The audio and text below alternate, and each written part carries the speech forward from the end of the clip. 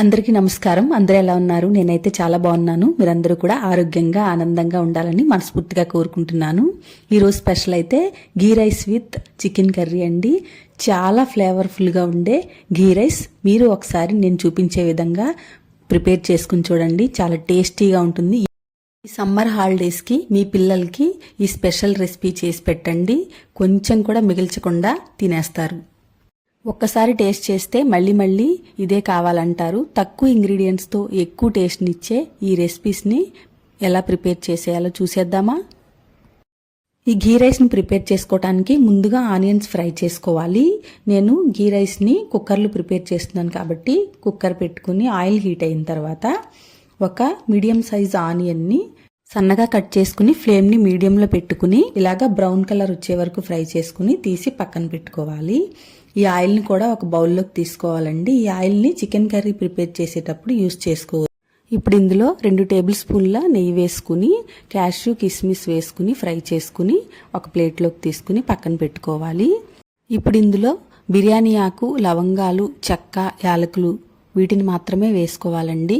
Whole garam masala వేసుకుంటే నెయ్యి ఫ్లేవర్ని ఈ బిర్యానీ స్పైసెస్ అన్నీ డామినేట్ చేస్తాయి. ఇవి వేగాక సన్నగా కట్ చేసుకున్న ఒక మీడియం సైజ్ ఆనియన్, 2 పచ్చిమిర్చి ముక్కలు కూడా వేసుకుని ఫ్రై చేసుకోవాలి. 1 టేబుల్ స్పూన్ అల్లం వెల్లుల్లి పేస్ట్ వేసుకుని 1 నిమిషం ఫ్రై చేసుకున్న తర్వాత ముందుగానే నానబెట్టుకున్న రైస్ని వాటర్ స్ట్రెయిన్ చేసుకుని ఈ నెయ్యిలో వేసుకుని ఫ్రై చేసుకుంటే రైస్కి బాగా నెయ్యి ఫ్లేవర్ పట్టుకుంటుంది. కుక్ అయిన తర్వాత టేస్ట్ చాలా బాగుంటుంది. నేను ఇక్కడ నార్మల్ రైస్ తీసుకున్నాను.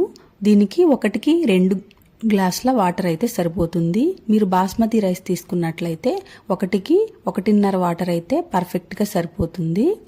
ఇందులో సాల్ట్, కొత్తిమీర వేసుకుని ఒకసారి మిక్స్ చేసుకుని లిడ్ క్లోజ్ చేసుకుని మీడియం ఫ్లేమ్లో 2 విజిల్స్ వచ్చిన తర్వాత స్టవ్ని సిమ్లో పెట్టుకుని 1 విజిల్ వచ్చిన తర్వాత స్టవ్ ఆఫ్ చేసుకోవాలి. కుక్కర్ ప్రెషర్ పోయేలోపు మనం చికెన్ కర్రీ ప్రిపేర్ చేసుకుందాం. ఇప్పుడు నేను చూపించే ఈ చికెన్ కర్రీ ఈ ఘీ రైస్లోకి చాలా పర్ఫెక్ట్ కాంబినేషన్ అండి. ఈ విధంగా మీరు ఒకసారి ట్రై చేయండి. ఒక బాండి పెట్టుకుని 2 టేబుల్ స్పూన్ల ఆయిల్ వేసుకోవాలి. అది హీట్ అయిన తర్వాత ఒక మీడియం సైజ్ ఆనియన్, 2 పచ్చిమిర్చి వేసుకుని ఫ్రై చేసుకోవాలి. ఒక మిక్సీ జార్ తీసుకుని దీనిలోకి ఒక 2 ఇంచుల కొబ్బరి ముక్క, మీడియం సైజ్ టొమాటో వేసుకుని ఫైన్ పేస్ట్ చేసుకుని పక్కన పెట్టుకోవాలి. ఆనియన్ ఫ్రై అయిన తర్వాత 1 టేబుల్ స్పూన్ అల్లం వెల్లుల్లి పేస్ట్ వేసుకుని ఫ్రై చేసుకోవాలి. ఇది కూడా ఫ్రై అయిన తర్వాత క్లీన్ చేసి పెట్టుకున్న చికెన్ని వేసుకుని దీనిలోని వాటర్ అంతా ఇంకిపోయే వరకు ఫ్రై చేసుకోవాలి. అలా అయితేనే చికెన్ స్మెల్ రాకుండా ఉంటుంది. చూశారు కదా, ఇలా ఫ్రై అవ్వాలి. ఇప్పుడు కాస్త సాల్ట్ కూడా వేసుకుని ఈ స్పైసెస్ అన్నిటినీ ఈ చికెన్కి బాగా పట్టేలా ఫ్రై చేసుకోవాలి. తర్వాత మనం ముందుగా గ్రైండ్ చేసి పెట్టుకున్న కొబ్బరి, టొమాటో పేస్ట్ని దీనిలో యాడ్ చేసుకోవాలి. యాడ్ చేసుకున్న తర్వాత దీన్ని కూడా పచ్చివాసన లేకుండా ఫ్రై చేసుకోవాలి. మనం పచ్చివే గ్రైండ్ చేసి యాడ్ చేసాం కదండి, ఆయిల్ బయటకు వచ్చే వరకు ఫ్రై చేసుకోవాలి. చూసారా, ఇలా ఆయిల్ బయటకు వచ్చింది కదా. ఇప్పుడు గ్రేవీకి సరిపడా వాటర్ యాడ్ చేసుకోవాలి. ముక్కలు మునిగే వరకు యాడ్ చేసుకుంటే సరిపోతుంది.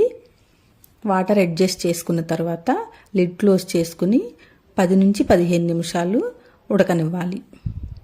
ఈలోపు కుక్కర్ ప్రెషర్ పోయిందండి. చూసారా, మన ఘీ రైస్ ప్రిపేర్ అయిపోయింది.